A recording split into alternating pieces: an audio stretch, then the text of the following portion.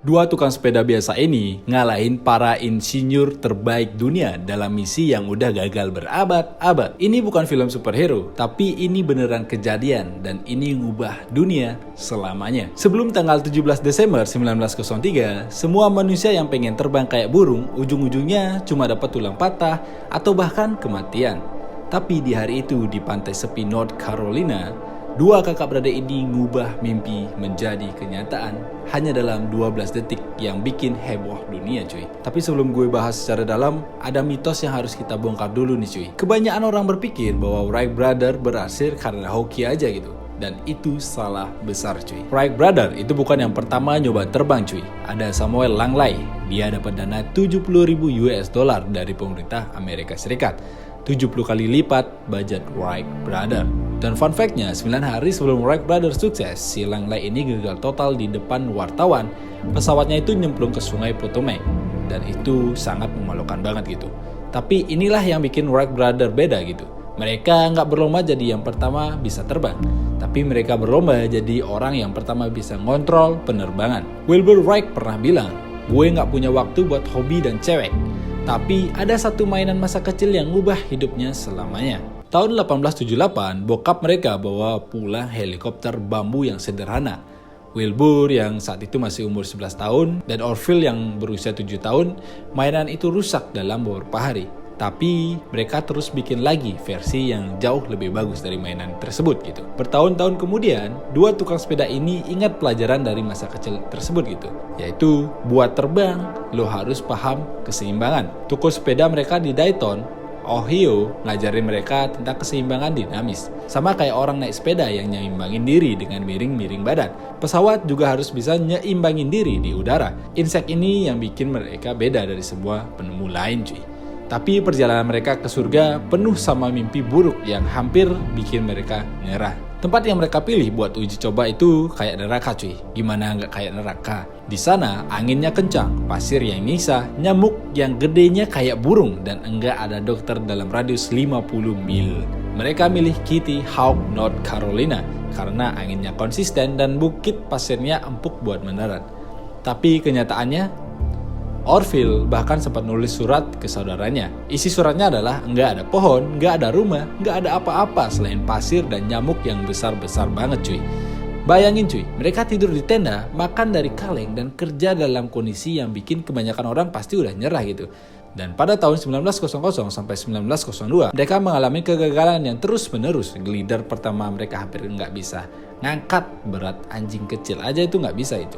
Wilbur pernah bilang ke Orville, manusia itu nggak mungkin bisa terbang dalam 50 tahun itu. Dia bilang pada tahun 1901 cuy. Dan 2 tahun kemudian mereka buktiin kalau mereka salah. Yang ngubah semuanya itu satu eksperimen sederhana yang hampir nggak pernah mereka lakuin gitu. Eksperimen yang ngubah sejarah ini terjadi di ruang belakang toko sepeda mereka. Mereka pakai kipas angin, buatan sendiri, dan potongan dari logam. Setelah gagal total di 1901, Wright Brothers sadar kalau semua data yang mereka pakai dari penelitian sebelumnya itu salah total cuy. Jadi mereka bikin wind tunnel pertama mereka sendiri dari kotak kayu dan kipas sepeda. Dalam 2 bulan mereka tes lebih dari 200 desain sayap mini. Data yang mereka kumpulin nunjukin kesalahan fatal dalam rumus yang dipakai semua penemu selama 30 tahun. Dengan data yang benar, mereka rancang Glider 1902 yang akhirnya bisa dikontrol. Tapi masih belum bisa gerak sendiri gitu.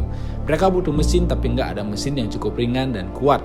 Solusinya, Charlie Taylor, mekanik toko sepeda mereka, mendesain mesin 4 silinder yang berkekuatan 12 horsepower yang cuma beratnya 180 pounds. Dan kemudian tibalah hari yang ngubah dunia, tapi hampir nggak ada yang melihat. 17 Desember 1903, jam 10.35 pagi, cuma 5 orang yang nyaksiin momen paling penting dalam sejarah transportasi ini. Nggak ada wartawan dan nggak ada juga pejabat pemerintahan. Saat itu suhunya di bawah titik beku cuy. Angin 27 mph lebih kencang dari yang biasanya. Tapi setelah nunggu berhari-hari, mereka mutusin buat nyoba untuk terbang. Orville menang undian koin buat jadi pilot yang pertama. Wilbur lari di samping sayap buat jaga keseimbangan. Dan jam 10.35, Wright Flyer naik. 12 detik kemudian, nyentuh tanah 120 kaki dari titik lepas landas. Dan ya, manusia resmi bisa terbang cuy. Tapi itu baru permulaan. Mereka lakuin 3 penerbangan lagi hari itu. Yang terakhir, Wilbur terbang 852 kaki dalam 59 detik. Terus angin kencang bawa pesawat mereka dan ngehancurinya. Tapi yang terjadi selanjutnya hampir ngehancurin reputasi mereka semua selamanya cuy. Dunia nggak percaya kalau mereka bisa terbang. Pers Amerika ngabain mereka. Pemerintah Amerika Serikat nolak ketemu. Tapi pemerintah Eropa, mereka siap bayar jutaan dolar buat itu. Selama 5 tahun setelah penerbangan pertama, Wright Brothers lebih terkenal di Eropa daripada di negara mereka sendiri. Saintif Amerika nulis, Wright Brothers belum pernah terbang. Ini setelah mereka lakuin ratusan penerbangan. Masalahnya, mereka terlalu protektif sama rahasia mereka. Mereka nolak buat demo publik sampai dapat kontrak yang resmi gitu, yang bisa biayain mereka gitu.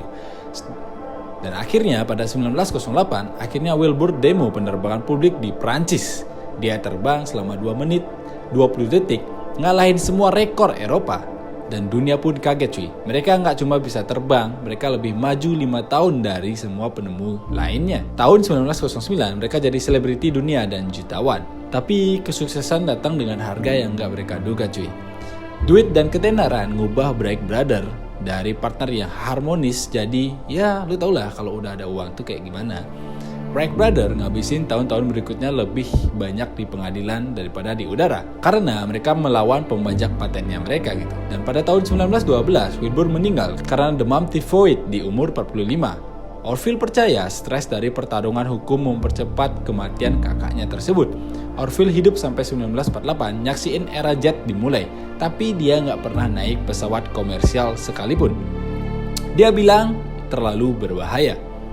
Ironis banget kan cuy, orang yang ngajarin dunia terbang takut naik pesawat penumpang. Dan hari ini ada pesawat lepas landas setiap 3 detik di suatu tempat di dunia. Semua dimulai dari 12 detik di pantai sepi North Carolina.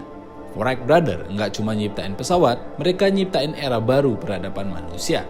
Mereka buktiin kalau inovasi itu bukan tentang sumber daya yang nggak terbatas, tapi tentang pemahaman mendalam dan pantang menyerah. Dengan budget 1.000 US dollar, mereka ngalahin Samuel Langley dengan budget 70.000 US dollar. Gila banget kan? Prinsip kontrol yang mereka kembangkan masih dipakai di setiap pesawat modern sampai saat ini. Dari Cessna sampai Boeing 747. Dari internet sampai globalisasi, dunia modern nggak akan ada tanpa Wright Brothers cuy. Jadi lain kali ada yang bilang mimpi lu terlalu tinggi dan gede atau nggak realistis. Ingat, 2 tukang sepeda dari Dayton, Ohio ini cuy. Mereka nggak punya gelar, nggak punya koneksi, nggak punya duit. Yang mereka punya cuma rasa penasaran, tekad, dan keyakinan kalau manusia bisa lebih dari yang dibayangkan. Dan dalam 12 detik, mereka buktiin. Kalau video ini bikin lo semangat, jangan lupa like dan subscribe buat lebih banyak cerita keren tentang inovator yang ngubah dunia. Dan tulis di kolom komentar apa mimpi impossible yang pengen lo wujudin cuy. Sampai jumpa di video berikutnya cuy. Tetap bermimpi besar.